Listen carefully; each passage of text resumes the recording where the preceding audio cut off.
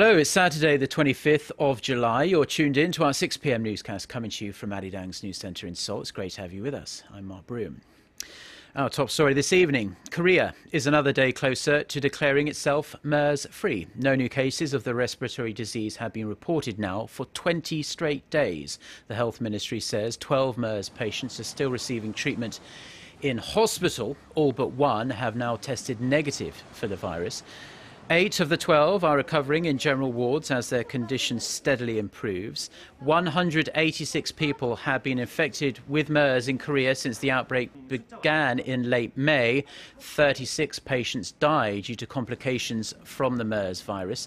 More than 16,000 people have been under voluntary quarantine over the past 2 months after showing MERS-like symptoms. That figure now stands at 1. Officials say that person should be released from quarantine at midnight on Sunday. The leader of South Korea's ruling party is on his way to the United States for talks with US officials on North Korea. Speaking to reporters prior to his departure from Incheon International Airport, Moosung said it was very important to deal with North Korea's nuclear program, so the two allies must establish a closer system of cooperation on the issue. The Seoul party chairman will meet with several senior members of US Congress during his stay in Washington, including Ed Royce, chairman of the US House Foreign Affairs Committee. There's also speculation Kim will meet with UN Secretary General Ban Ki-moon when he visits New York as part of his 9-day tour. North Korea has slammed the United States for artillery drills held by South Korean forces near the two Koreas' disputed maritime border in the West Sea. The Panmunjom mission of the North Korean army says Washington is behind the, quote, military provocations along the so-called Northern Limit Line. The North state-run news agency quoted a spokesman for the army as saying the US was using its puppet forces to build up its military presence along the NLL in a sinister bid to preserve the line. The Northern Limit Line was drawn by the US-led UN forces at the end of the Korean War, but North Korea refuses to acknowledge it. The South Korean Navy has launched new rescue operation teams from 3 naval fleets covering waters off the country's eastern, western and southern coasts. They'll be on standby to respond to incidents at sea, so hopefully there'll be no repeat of the awful events of last April when a ferry capsized, killing more than 300 people. Connie Kim reports. When ship salvage unit members from Korea's Navy First Fleet respond to an emergency alarm, the rescue crew does not waste a single moment.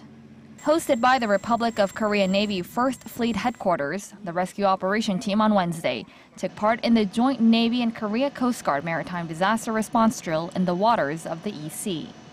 They aim to boost its rescue capabilities to prevent accidents like the Seoul ferry sinking that killed more than 300 people. The Navy launched new maritime rescue operation teams in each fleet so that they can quickly carry on with its rescue mission.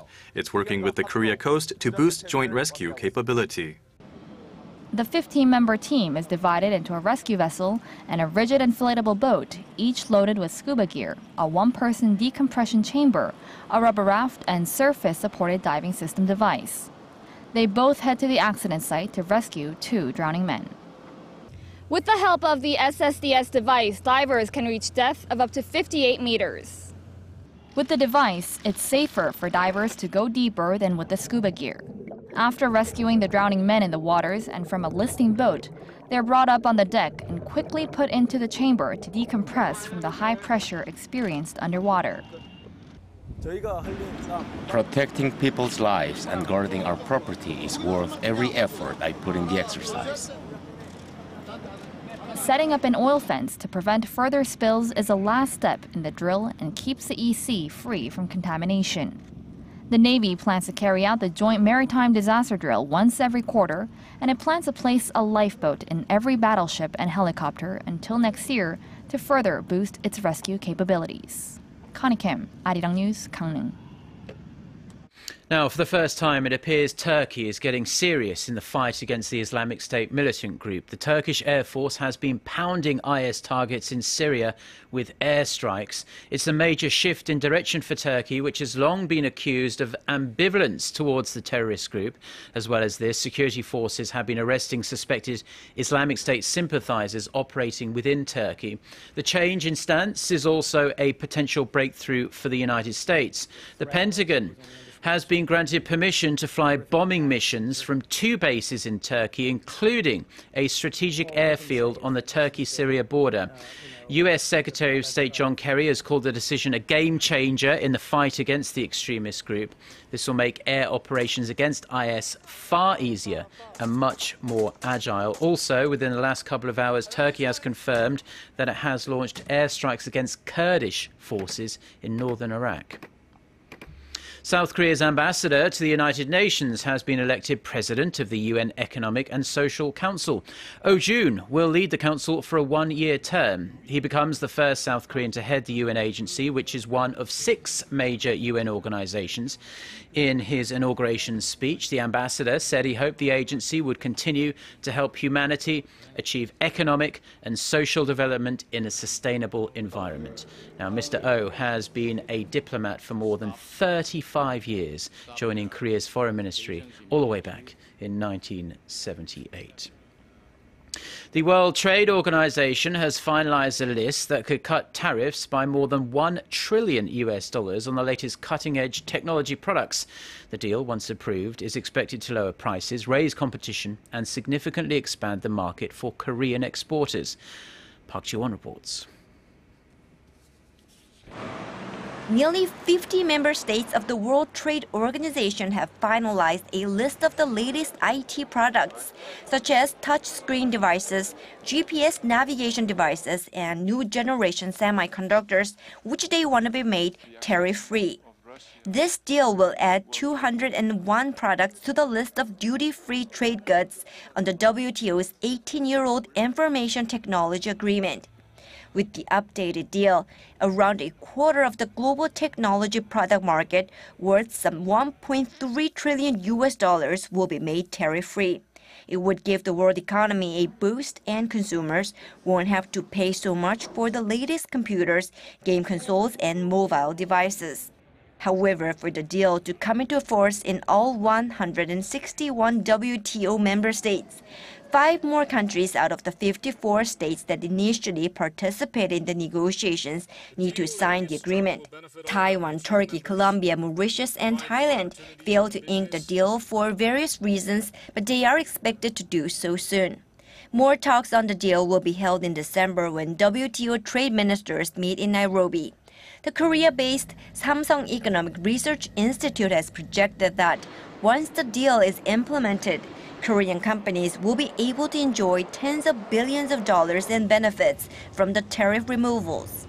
The think tank also forecasts global IT trade volume to increase by some $800 billion. Park Ji-won, Arirang News. Now, there's a lot of buzz in the mobile payments world, a world promising to make it easier for retailers to accept and for consumers to make payments from their smartphones.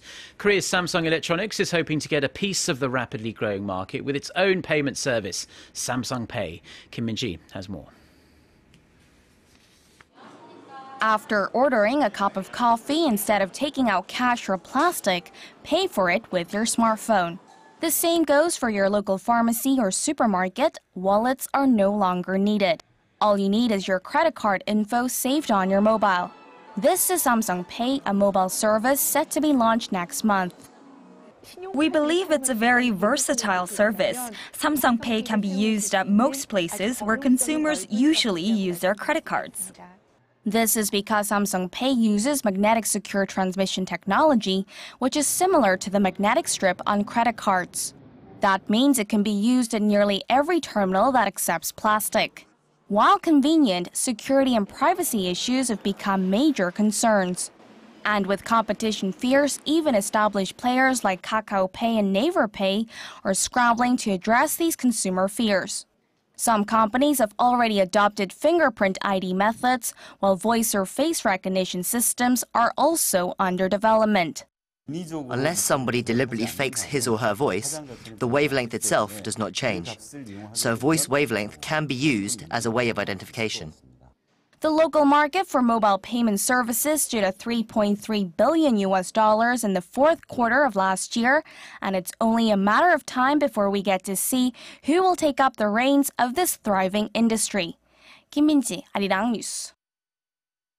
Now, before we go, leaving you with a brief look at the weekend weather, and we are still seeing rain across most of the country this evening. We'll continue to see relatively heavy on and off downpours until the early hours of Sunday morning in Seoul. The Korean Peninsula will also come under the direct influence of Typhoon Halola this weekend, bringing rain, gusty winds and rough waves. Southern parts of the country will be most affected by the medium-sized typhoon. Further north, Sunday should be dry and very warm, with temperatures nationwide topping out in the mid-20s to low 30s. With that, let's take a look at the weather around the world.